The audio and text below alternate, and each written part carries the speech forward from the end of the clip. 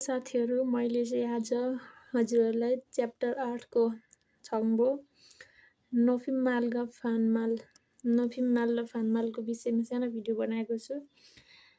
यो नोफिमाल भनेको चाहिँ शिष्ट भाषा हो भने फानमाल भनेको ठाडो भाषा हो। नोफिमाल चाहिँ कस्तो कस्तो व्यक्तिलाई प्रयोग गरिन्छ, कस्तो अवस्थामा प्रयोग गरिन्छ भन्दाखेरि उमेर आफूभन्दा ठुलो भएको व्यक्तिलाई र पदमा सिनियर भएको व्यक्तिलाई र पहिलोपल्ट जीवनमा फर्स्टचोटि भेटेको मान्छेलाई चाहिँ हामीले नोफिमाल शिष्ट भाषाको प्रयोग गर्छौँ। र यो फानमाल भनेको चाहिँ आफूभन्दा उमेर सानो अनि एकदमै नजिकको घनिष्ठ भएको व्यक्तिलाई चाहिँ हामीले फानमाल प्रयोग गर्छौँ। यहाँ के दिएको छ हेरौँ है त। 한국에는 노핀말과 반말이 있습니다.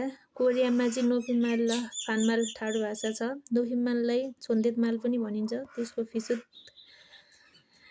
नोफिमालुन चाहिँ छासेन फोदा नाइगा मानगन। नोफिमाल चाहिँ आफूभन्दा उमेर धेरै अथवा छिउगा नोप्पन सारामेगे सायङ हामिन पद चाहिँ उच्च भएको मानिसलाई प्रयोग गरिन्छ र फानमारुन चाहिँ नाइगा छग्नुन सारामेगे सायङ हाम्निदा र ठाडो भाषा चाहिँ उमेर सानो भएको व्यक्तिलाई प्रयोग गरिन्छ।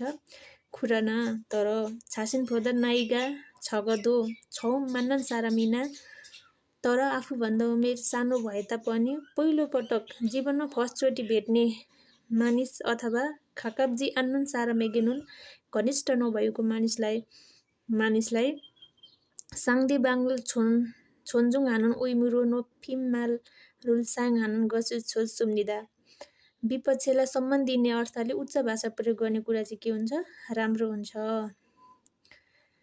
छैगुने अहिले चाहिँ हाल चाहिँ छिकजाङ एसादो कार्यस्थलमा पनि छासिन फोदा अडिगन छिउगा नाजुन सारा मेगेनुन आफूभन्दा सानो र पद चाहिँ सानो भएको व्यक्तिलाई अथवा तल्लो पदको मानिसलाई नि नोफिमालुल सायङ हानुन खेउङ्गा मान सुम्रिदा उच्च भाषा प्रयोग गर्ने अवस्था चाहिँ के छ? धेरै छ।